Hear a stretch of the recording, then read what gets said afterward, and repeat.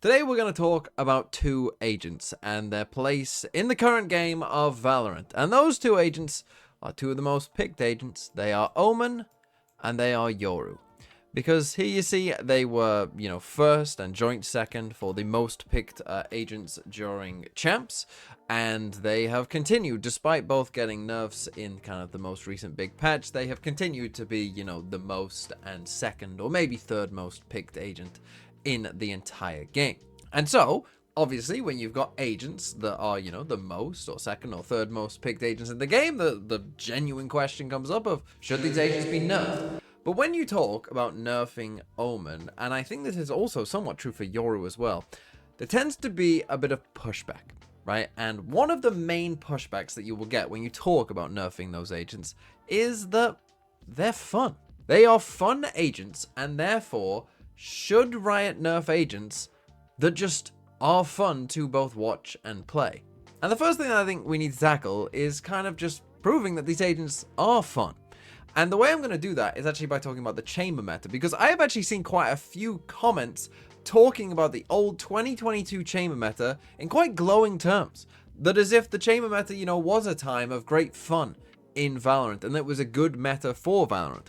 Now, I personally believe that those people are, seeing it through nostalgic, rose-tinted glasses, and that if we had a chamber meta right now, and, the old chamber just got put back into the game right now, that they wouldn't actually enjoy the chamber meta. Because whilst there are elements to the chamber meta that are fun in terms of, one player can potentially completely take over the game, and do some really cool stuff, the general logic of how a round played out actually I think was quite linear and quite repetitive, and given enough time that therefore becomes quite boring, right? In the chamber meta, it was often going to be, if you're on the attack side, you look for the chamber, you then use some util to push back the chamber, you then, can essentially choose to go from there, but you're always in pretty much every round going to be thinking, where's the chamber? Where's the chamber set up? Can we find the chamber? Can we push back the chamber? And then we can kind of start our round. And having to start most rounds like that can be quite dull. But if we compare that to Omen and Yoru, you could say that in particularly Yoru's case, Yoru can do a similar sort of thing as a chamber, particularly on the defense side, right? Like a Yoru can be on an aggressive angle and TP away. But the difference is with agents like Omen and Yoru is that they aren't linear at all, right? They create a lot of different possibilities. I mean, even if you just consider in the basic fact alone, imagine you've got a Yoru TP and it makes the noise.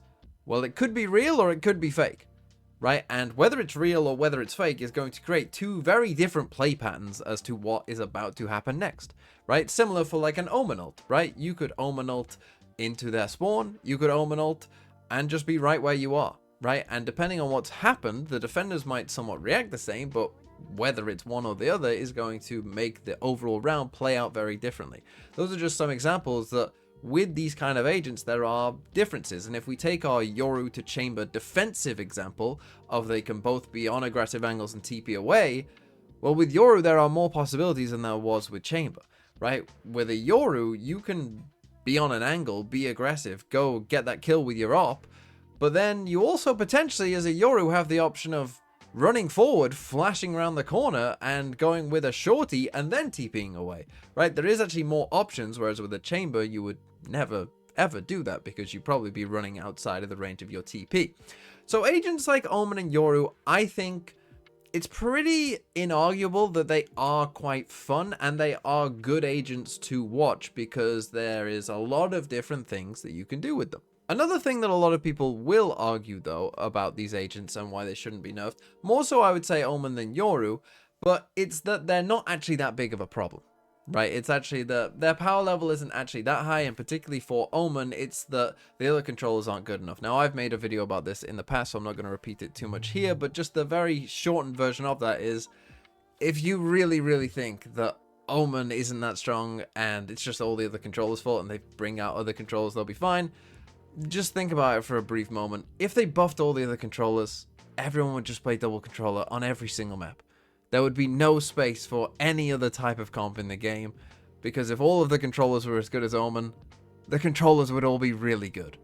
And so you would end up with maybe a different problem. Maybe Omen's pick rate wouldn't be super high, but you'd create another massive problem that you now need to solve, one of the ways that you would solve that is then by nerfing Omen. But the argument for nerfing these agents is, of course, that at a certain point, if an agent's pick rate is 70, 80%, which is what Omen's is, even if there are a multitude of possibilities, is that not still a problem? Right? Is that not just pushing other agents down? Would we not be better off if there was more variety? And I know that a lot of you might argue as well, like the map pool, you know, kind of determines this somewhat. But Omen's pick rate is still going to be above 70%. Really, no matter what map pool I think you bring in. You could bring in all of Omen's worst maps, he would still see quite a bit of play. Because he's just that good. And we saw that on, for instance, a map like Icebox, where Omen historically wasn't played that much. Well, this year, he got quite a bit of play on Icebox. He started to see play because people are just realizing that this agent allows you to do a lot of things and he's generally quite good. But that last point about Omen and the fact that really he could be played on any map because he's that versatile, that also somewhat applies to Yoru, right? Like, of course, there are maps where Yoru is better on certain maps than he is on other maps. But, like, playing Yoru on any map is not necessarily going to be some terrible decision, is it? It's still going to be pretty good.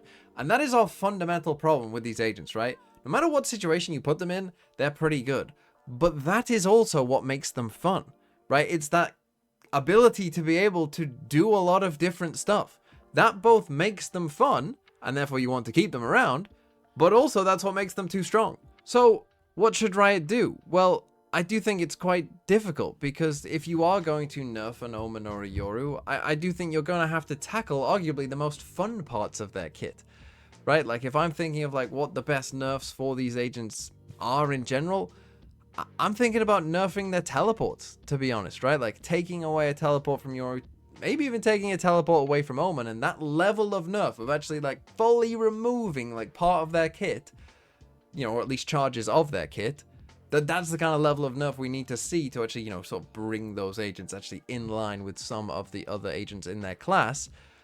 But doing that feels bad. And I'm not arguing with any of you who I know might have had a visceral reaction to no, you can't do that. I know it feels bad.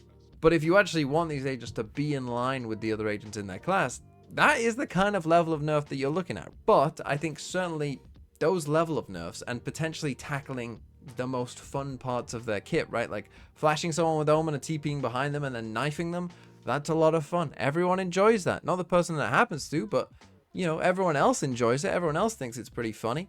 Those are the kind of plays, though, that you actually might want to say, well, you can't do those anymore. Or at least if you do, it's going to be a lot more risky because there's going to be no way back out.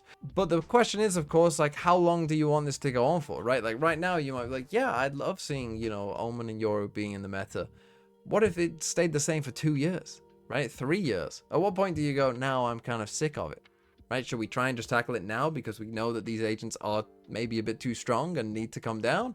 Or should we wait? I don't know, because particularly in Yoru's case, I would argue we haven't actually seen the ceiling of Yoru yet, right? I think on defense side, people have, you know, the top level pros have kind of figured out the Yoru. But on attack side, I actually think there's still a lot to give. There's still a lot of extra stuff that I could see happening with Yoru, right? Like, you know, much more detailed kind of intricate fakes with a Yoru. I don't think we've seen that necessarily thus far, and maybe one day we will, and it'll be cool. And, you know, someone designs like a whole playbook of, you know, these super intricate Yoru exec plus, you know, Yoru fake plays. Like, that would be really cool to see. I don't think we've seen that yet. But, you know, if Yoru stays meta for 3 years, we might. And that would be cool. And I would love to see that. And it would be fun to watch probably as well. So there definitely is an interesting dynamic. Interesting the discussion be had here. I personally think Riot probably at some point will nerf these agents again, right? Probably midway through next year, if I had to guess, you know, kind of Teo nerf-esque.